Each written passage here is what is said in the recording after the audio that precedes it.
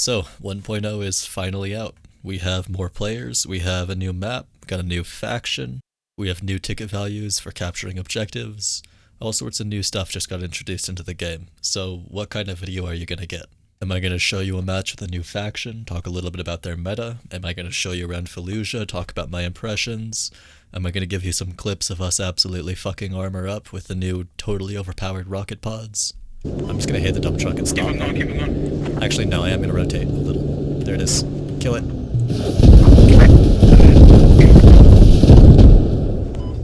Right down. Or maybe I'll just play a standard match and talk about how 100 players is affecting the meta and how the new flag ticket differences are going to affect games, in my opinion. Well, if you're thinking along those lines, you're failing to consider what happens with every single major squad update, which is an absolutely massive number of returning and new players. This will always lead to a huge decrease in match quality. Now, I am not looking to get into the age-old argument of, people saying that new players are essential for the game to continue and we need to teach them, and then the people complaining about how massively it negatively impacts the game. I'm not looking to get into that fight. I'm just stating this as a fact. Games are going to be total shit for quite a while now on a majority of servers. And even though right now a ton of creators are making Squad 1.0 content on Twitch, on YouTube, bringing new blood in and just playing the game they would, this is obviously going to be very bad for my channel since, the things that I focus on are going to be in the dumpster for a little while the community recovers. So, when the average staging phase sounds like this... Hey, so listen, I know y'all want me as commander, not Ethan, right?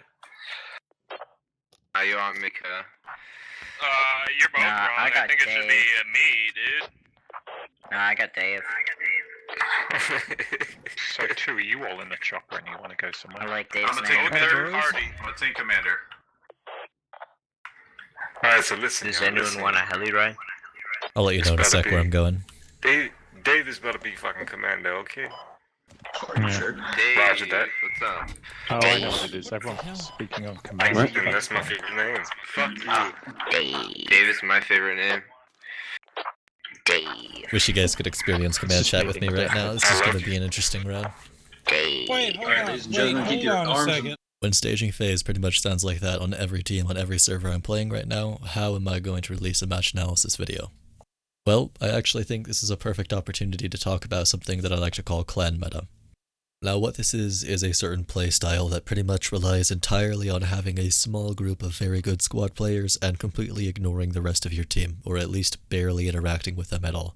It's kind of the opposite of what I've shown on this channel a lot. I tend to go for a meta that involves spreading us among the team in as many ways as possible, trying to get multiple clan leaders, and then trying to herd blueberries into semi-organized, decent structure that can potentially win pub games. But what a majority of clans will do is they'll simply keep to themselves, get a small group of experienced people, and absolutely do their best to be a thorn in the side of the enemy, push flags as fast as possible, and compensate for where their team is inevitably going to fall behind. A good way to look at this is simply with the phrase, the best defense is a good offense. Now, this kind of playstyle has flaws. If you come across a structured team and they're actually able to organize a decent defense as well as outpace you in defending flags, you're gonna hit a brick wall at some point, and during the time it takes you to overcome that wall, it is very likely that your defense is gonna fall if you are simply neglecting the hell out of it, leaving it to blueberries, and you have a bad team. The advantage of this starts to show when your team is beyond any form of cohesion at all whatsoever, when what you need to do is everything that you possibly can to win the game before the rest of the team can lose you the game. At a time like right now where both teams are going to be totally disorganized and all over the place, this is going to work incredibly well because I can push objective after objective after objective, and as long as I have a decent early game and I have that advantage to start, I can carry that advantage to game end easily. The downside, of course, is that if somebody on the opposite team is doing the same to me, my blueberries are going to collapse just as easily, so I need to make sure that I can outpace anyone doing the same on the enemy team. Now, the reason I call this clan meta is because you'll see so many intermediate to advanced clans doing exactly this, and I think there's three main reasons. The first reason is that it does not involve the rest of the team. As you start playing with a clan, you start getting a bit of a almost superiority complex. It's kind of justified a lot of the time, since oftentimes even doing something as simple as getting a blueberry to drop 600 build off the Logi can turn into a chore that takes away from your experience, that takes away from your pace, and actively works against the fast pace you're trying to maintain. So eventually all clan players are going to strongly enjoy playing exclusively with their clan and not with blueberries. And this kind of playstyle allows them to do that without having to deal with the rest of the team. It kind of cuts out that variable. The second reason I think a lot of people do it is because it is so easy to discover. You just push aggressively, you go a little bit faster than you would with the blueberry squad, and you start seeing positive results immediately. It's very easy to come into this strategy. It's not complicated. The fact of the matter is that you can come across this strategy just through gameplay, just from realizing that the more aggressive and the more fast you are, the better results you have. It's not something where you have to sit and look at things objectively and try to determine how the teams interact and where you can play into that. Most players are very bad at that because everybody has their own particular bias. For example, if there's a Blueberry SL who believes that bounding Overwatch is the key to winning firefights, he is going to consider every single firefight that he wins a result of his bounding Overwatch, and every firefight that he loses a result of not doing bounding Overwatch well enough. Everybody has their own bias for everything they observe, and that kind of confirmation bias can seriously inhibit your ability to look at things objectively. And until you have a lot of hours and you can start to see multiple variables at play for every single engagement, until you can stop putting everything into black and white, it's going to be very hard to develop simple team-wide strategies. And the fact that this kind of a strategy can simply be discovered through basic, intuitive gameplay makes it incredibly common. Everybody will have a different reason why they think this works. I've heard people claiming that it's because it lowers the enemy team's morale until they're just not willing to defend. I've heard people claim that you can simply outpace the enemy team, and as long as you have the momentum, they can't actually get a truck out from main in time to counter you, especially if you're already ahead of the people who are behind you on outdated objectives. I've also heard people claim even wilder things. But the point still stands that for whatever reason they think it works, it doesn't matter. It is working, and it's an incredibly easy strategy to come by, even if you don't have a lot of game sense. The third reason is kind of a generalization, and I don't want to get into it too much, but there is a certain glamour to offense. It's usually what clans will find themselves migrating to more often, and I think the skill ceiling for offense is easier to find than the skill ceiling for defense. Eventually, a clan of high-hour players with good game sense are going to get very good at offense, but I think it requires a bit more thinking to get good at defense. You have to understand the importance of spawn networks, the importance of actually pushing out and taking down enemy spawns, and I feel like a clan is more likely to follow more of a blueberry approach to defense than they are to follow a blueberry approach to offense. Even with a lot of hours, you can still look at defense as this boring chore where you just build a fob, sit on it in the middle of cap range, and try to outfight your way through the enemy. Because more people find this skill ceiling for offense and find these strategies sooner than they find these kind of strategies on defense, and because offense is generally more fun, they start to feel like they're a wasted asset if they get put on defense. Another big thing is backcapping. You'll oftentimes see clans just absolutely hate backcapping, and I'm in the complete opposite end of the spectrum.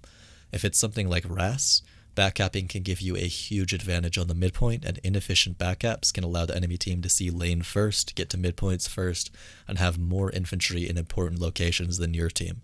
Even if you're on AAS and you already know where the midpoint is, if your backcaps are significantly more efficient than the enemy team's backcap, you can stealth cap the mid even if it's contested by enemies and even if they have technically sustainability over you in terms of number of spawns and number of people around the objective. You can still get that head start, get a lot of cap range that they're going to have to then work to remove once their mid becomes capable for them, and good, efficient backcaps can actually turn the tide of a midpoint. Similarly, very bad, inefficient backcaps, if you just don't even mention anything in command and hope that blueberries will take care of it and nobody does, that can easily lose you a midpoint. Anyway, moving on to the actual match in front of us. This is an interesting RAS layer. It's a one lane that kind of zigzags across the map, and it's a 6 flag, meaning there's going to be a defense objective and an offense objective, not necessarily a midpoint. Now, one of the mic spamming squads decided to go full squad to the first flag, as usual, so we elected to ignore that one, but I got one guy in an MRAP and one guy in a Logi working on flags 2 and 3 and trying to get efficient backcaps going. This is the first part of my plan. I want to get efficient enough backcaps that I'm able to take the defense point uncontested before the enemy team can see it, so that I can immediately move on to offense and leave the rest of my team, should they choose to defend. At this point, I am willing to accept the fact that my entire team may walk off defense, as they're basically doing right now since they don't know it's the actual flag, and I am going to try to be fast enough to compensate for that. Also, notice how stretched out my squad is right now. I have one guy still in the MRAP way out west, and right now I'm dropping one guy off to start this back cap, and preferably to stay here because I don't trust any blueberries to stay there right now. Once again, I am playing this match without my team. If my team interacts with us in a good way, if they spawn on a hab at a good time, if something to that effect starts happening, great, but I am not going to count on it, and I am handling every other thing myself. The only exception in this match being the very first back cap. Now, I got lucky in two ways. First off, one of the super unorganized squads was just a random ass unlocked open squad that had a couple people, including the SL, grab armored vehicles, and everybody else just left to fend for themselves, and a lot of those people got into my helicopter, so immediately we're going to have quite a few people at industrial, which is going to be our defense objective. And then the other lucky thing is that one of the squad leaders wasn't terrible and went for a Neva push, I think thinking that it was a RAS V1 where that was a potential midpoint. But luckily enough for us, we are going to get the defense point completely uncontested, and that's actually the offense objective in that rough vicinity. So while I'm driving over there, I am half ready for somebody to potentially spawn on one of those habs and move to the offense objective and start capturing it, and I might be able to actually leap directly over that and immediately go for their second flag. So now the offense objective pops up, and we're already there because we already know where it's going to be. There's already a spawn built on it, and the enemy team is behind on backcaps. Once again, super efficient backcaps can win games. So we're pushing that. We're going to try to get at least one guy on it to start the capping. And my hope right now is that at least a few blueberries on our team are looking at active objectives and are going to spawn there and go in the area. If they're able to do that, then we can immediately push off even before this is full capped and get into a favorable position on the next objective. Squad 7, can you guys round Nope. those my squad so we can get ammo, place down a rally, and push on tower? I need you guys pretty much all with me because we're going solo from this point on. We're going to take every flag in succession before their team can react. There's a BTR. Dave, BTR's here. Hats on the way. Dave, we just killed a Logi and a heli. Now, going back to what I said in that Yeho match a while ago, if you pretend that armor doesn't exist, it doesn't exist in a majority of situations, and this is no different. We're gonna capture the flag. We're here, we're in cap range. I can avoid the APC fight, I can cap this. The APC is not going to be a problem for getting this flag. The thing it is going to be a problem for is that it has the opportunity to destroy my truck if it sees it, and it's preventing me from hopping back in the truck and getting the truck out. You can see me go and think about doing that right now, but because of the position it's in, I'm worried I'm just going to call attention to myself and I'm not going to be able to pull out in time. So I do have to quickly deal with this before I can move on and maintain my aggression. This is going to slow me down for the next flag, which is disappointing. Fortunately for me, this is clan meta. I have clan players. I have super experienced AT, and this is not going to be a problem for me. This is another reason why I don't tend to show matches like this on my channel. I'm oftentimes trying to educate people who are mostly leading blueberries, and this is just an advantage awarded to me and awarded to most clans, having super experienced AT players. Good. Back in the truck. Everyone back in the truck. We gotta get the fuck out of here. Gotcha. I'm gonna give them a try. I'm going left or west. I'm taking fire. Go. It's from your ass. I don't know what it is. I need to go behind the wall and patch. I have a bleed. Playing like Tarkov, I have a bleed.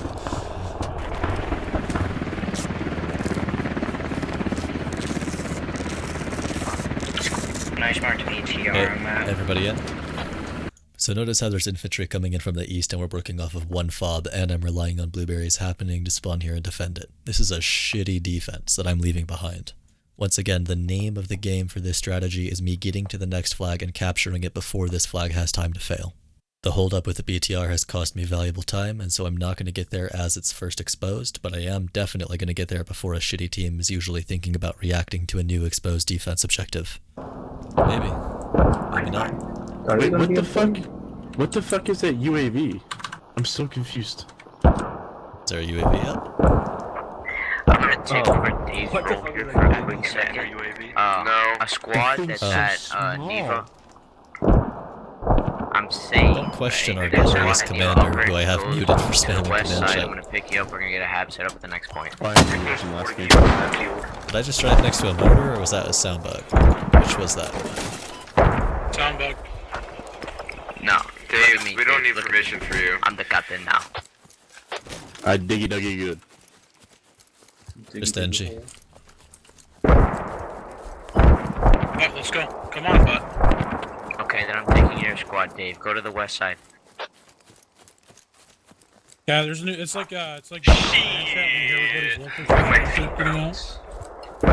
what happened. So whenever I'm walking into an objective, I'm eyeing the top right to see when we first start capping, and I'm memorizing where I walked into cap range, so that I can see when the third person walks into cap range if we start capping right away.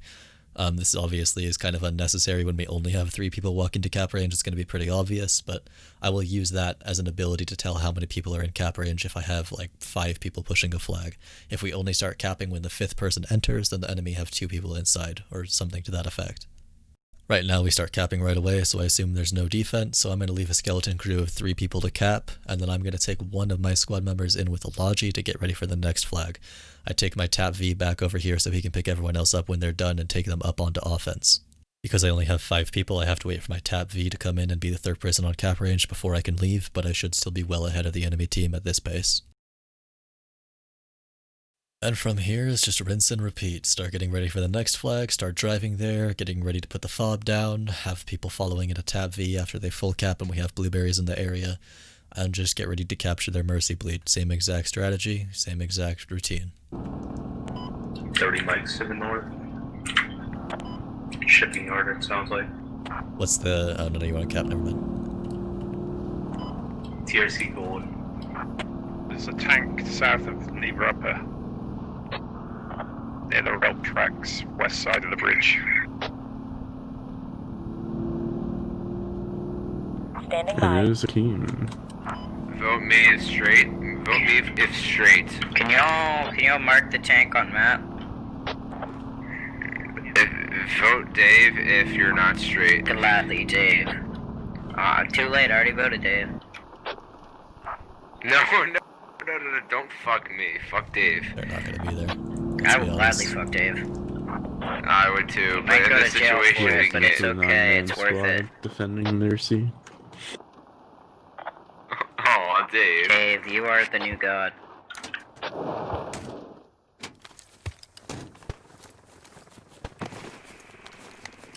You were just like, Is the game over? Yes, game over. At this point, I'm just building an ATGM on the road so that we can counter the inevitable push out of main with all the armor that's been left behind all game. I'm trying to get my lats and hats up. We end up getting the Tap V up. I think we kill a BTR with a Tap V. I think we kill a 30 mic with a tow. We kill a couple of Logis that come out of main just from being in the right place at the right time. Just game knowledge, experienced people with rifles, ATGMs, easy mode from here on out. The rest of the team also starts spawning here. That's just There's a new California. Logi. I'm chasing it with Aang, or with Butt. That tank is roughly Neva Upper north. You guys found it. Correct. That was a Tank on there. client side hit. Intersecting the west side of the river. Oh, they're going for the wrestling moves on you there.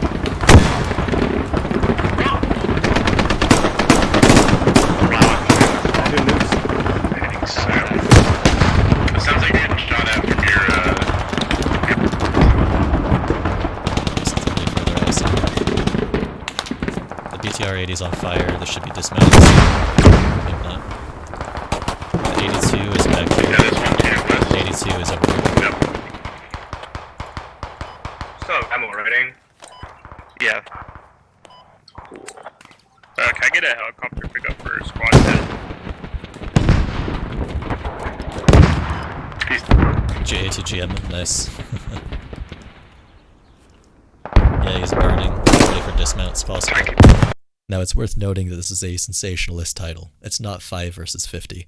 There were times when we were not fast enough to the offense objective to completely take it before the enemy got to the defense objective, and during those times there were blueberries that held them off. The thing is, these were disorganized, random, probably mic-less free kit squads, or weird detachments of infantry that was getting ignored by their SL who was running armor. It was very far from a strong defense, and we compensated for that by only giving the enemy team at most 60 seconds to actually be able to make their push and start neutralizing with how fast we were on their objectives. It's pretty reasonable to assume that even a shitty defense will last that long. And then, of course, there were also opportunities where we left blueberries behind to finish capping an objective that we started, which then allowed us the opportunity to get to the next objective faster. Similarly, there was another clan squad playing alongside us doing exactly what we were doing. The only difference between us is that we outpaced them a little bit. You can see them pulling up after we pull up on the last 2 objectives that we took. But with that said, I'm sure you guys have some game sense, and I'm sure you can look at this match and see just how huge of an influence 5 clan players can have on a 50v50 match.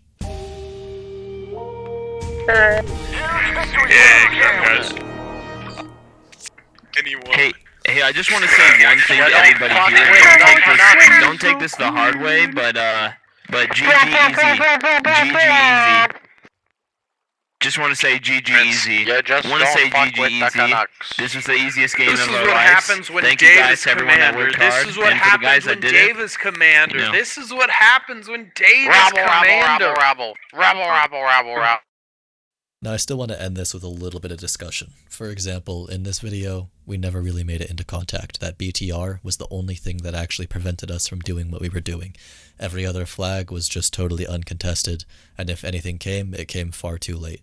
But you can still pull this kind of strategy off when there actually is a defense. You just have to have a good enough core of experienced players who can overwhelm the offense faster than the enemy team overwhelms the defense. Obviously, when it's slowed down, it's past the point where you can just rely on leaving an open flag behind you and hoping no one will go there. You do actually have to try to persuade blueberries to stay on it, but it is still a possibility. And if you pull everything right, with the right circumstances and the right situation, you can still outpace an enemy team even if your defense is just as bad as seen in this video. The clip that you're seeing basically has us in the exact same situation as last game, where due to efficient backcapping, we were able to easily capture the mid, and now we're pushing on to the offense objective and trying to get there in time to make sure that we take it before our mid falls. There's 2 main differences. First off, I'm not entirely sure I can get there in time to really push as aggressively as I want, which is what you're going to be hearing me talk to my clan about in the clip when I unmute myself. And then second of all, due to the timing, there's a strong possibility that I'm going to be getting there right as the backcappers for that flag are also getting there, and I'm going to be going against a full squad or more. We're going for a hike, probably. I really want to thread the needle between that APC and Squad 3 and River Fort and everything. I just don't trust myself to coast over that river, so I'm probably going to go north of that APC and swing around. And... Yeah, I know. I feel the same way. Coward. Oh, Agatara called me a coward. If we die, it's his fault. We're doing it. Don't see a have. That's M4. Look. Probably gonna be That's building a another random fire. process going on the road. Stiff is on supply. Everybody else push out right away.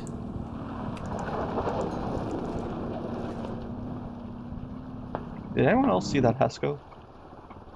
I did. I said there's a random ass Husco in the middle of the road. 300 IQ roadblocks.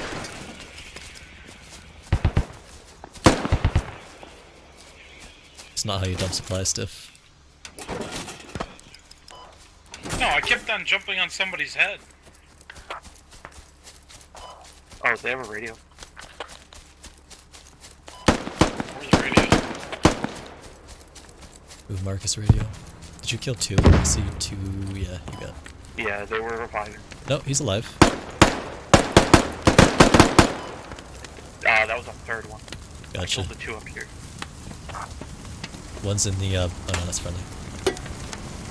You can go ahead and C4 it. We have ammo in the truck and we'll probably be taking off after this capture. So that flag was basically just setting up. I'm sure those guys were just about to build their fob, and there was a blueberry squad that approached them easily on the south as well, straight through the blueberry effect zone, right where they would have been if they were actually defending and pushing. That squad probably would have been fucked if there was actually a defense there, but there wasn't. So this gives us the opportunity we need for the next flag. I'm pulling everyone back to the truck. The blueberry squad that's already there can handle it, and I'm going to break east to try to get the next flag. I didn't hear a thing you said over command. Yeah, then I just saw the dust start flying around us. I'm like, shit, well, they're turning back now. I don't know, sir. I just work here.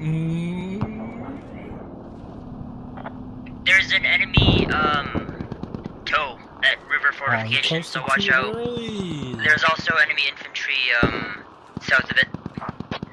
Squad, make sure you are getting your squad back to Riverfront to do defense, because if we can't lose that point before we get the next one up. Oh, their habs right there. So squad 3, 6, 7, just get all your guys back to hold don't accidentally fortification. Switch to knife. Avenue right now. I have anyone waiting on spawn because I haven't Squad really leader at River needs to make another hab to the west a little bit in case that one gets run over. That needs to happen now. Just do Directly it, to our Steph. I know, I southwest. see it. I see it. I'll go knife the guy. Just The 3 is giving freedom of access to the defensive squad.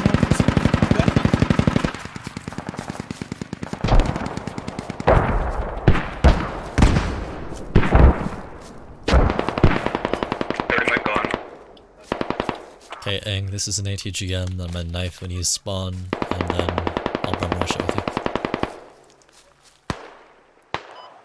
Spawn. Okay, here I go. So the knife is only really effective against mic-less players or disorganized squads, but I mean, the chances are pretty goddamn high right now with what's going on, so I go for that instead of rifle. I think their hab, their hab is on the Oh, it was their hab, yeah. You were right, Stiff. I saw the Heskos.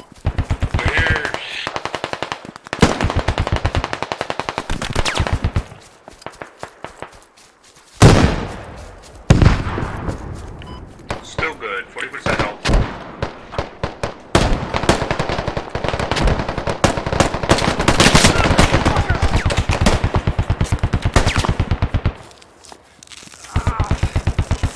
Their hab setup is fucking ridiculous. Yeah, taking a look at that right now. Looks good.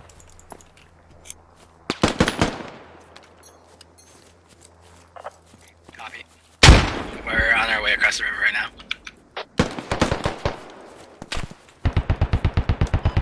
There's a bunch over on Bravo, like prone. Yeah, they were unload. Oh.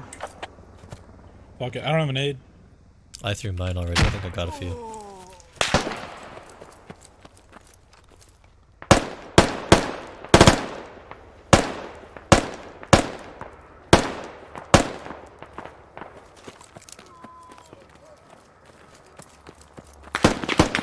Big gun. See if you can spot the leaning SVD player that I thought was dead as I pass right now.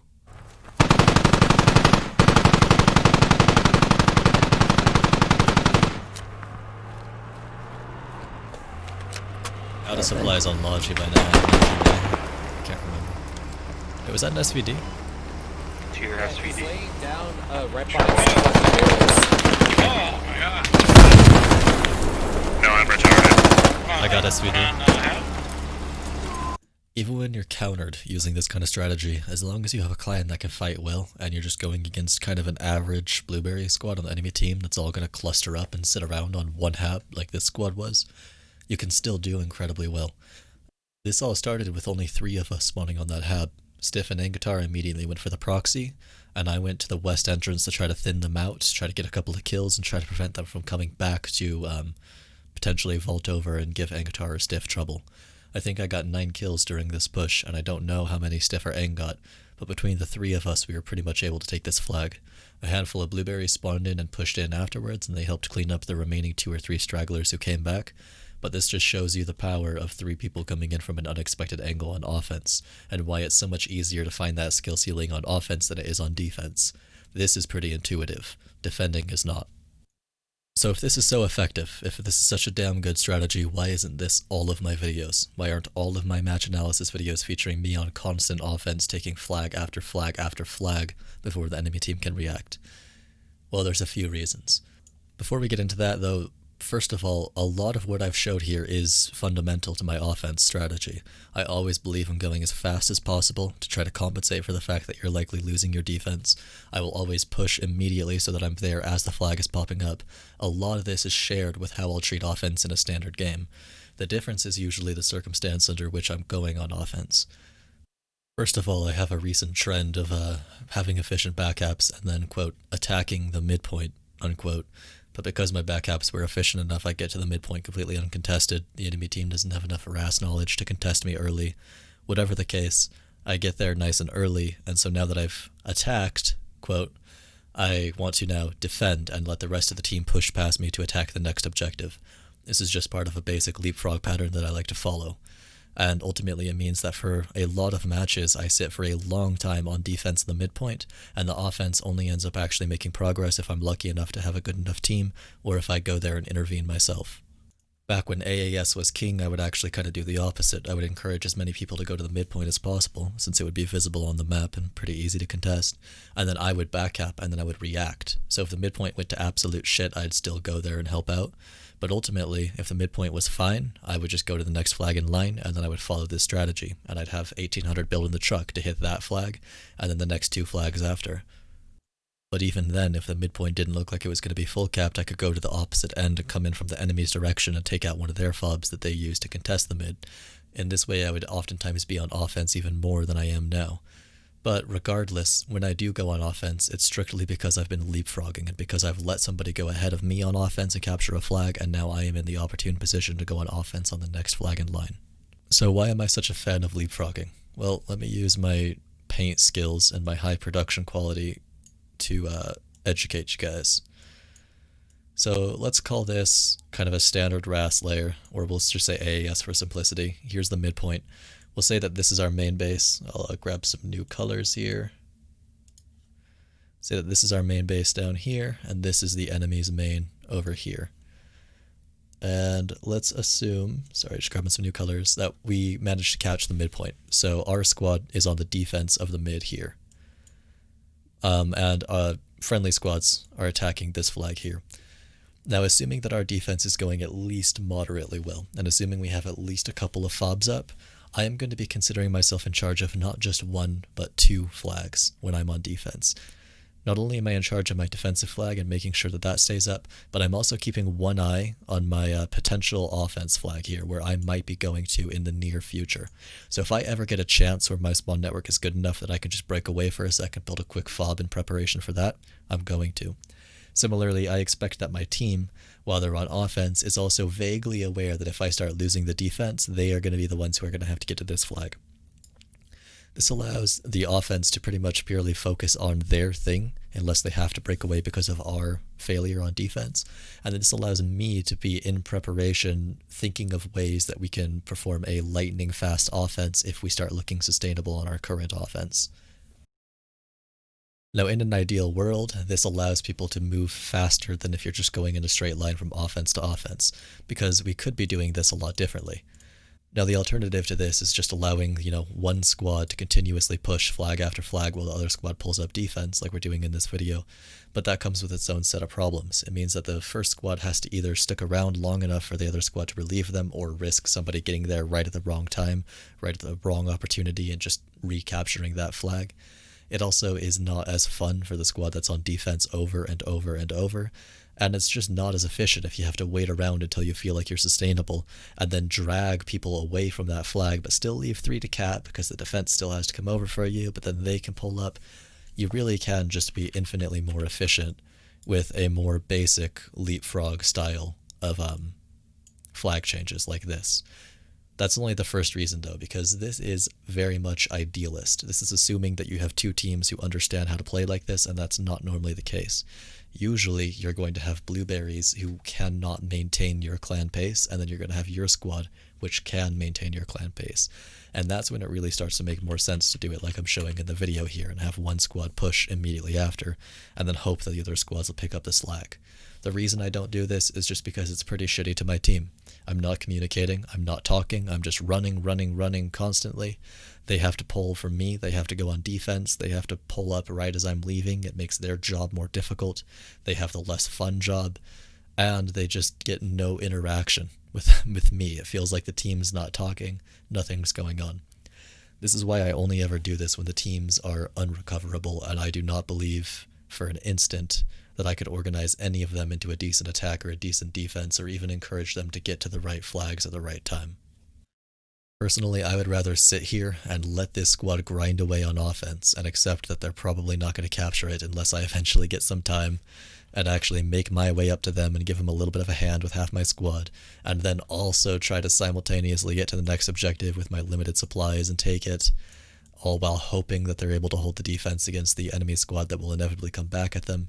Even with the downsides of a leapfrog, I feel like at the very least, if I have a team that's decent, that's capable of communicating, and isn't unreasonable, and is actually playing the objective, I owe it to them to let them have their fair share of the objective captures and the objective play.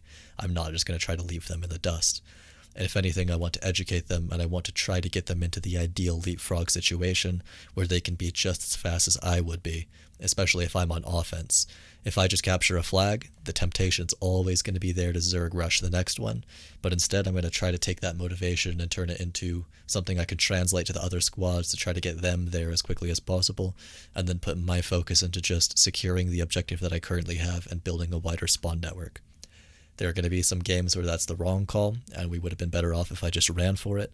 And there are going to be some games where it's the right call, where instantly enemies are going to push back because they're competent, they're moving back, and they're going to give me a little bit of a hard time. And it would not have been worth me leaving if inevitably the blueberries who were slower behind me wouldn't have been able to get to the defense in time. It would have been a mistake. And I'm going to let that be the end of the video, just a little discussion on clan gameplay. If you don't have a clan, start one now. The only reason why I have several, 1,000 to 2,000 hour players available to me to pull off these kind of strategies is because I picked them up 1,000 to 2,000 hours ago in V9. I don't go out there recruiting only the best of the best. I went out there a long time ago and recruited people who could listen to basic instructions, and now this is where we're at. I would highly recommend playing with like-minded people so that you can pull this kind of stuff off yourself.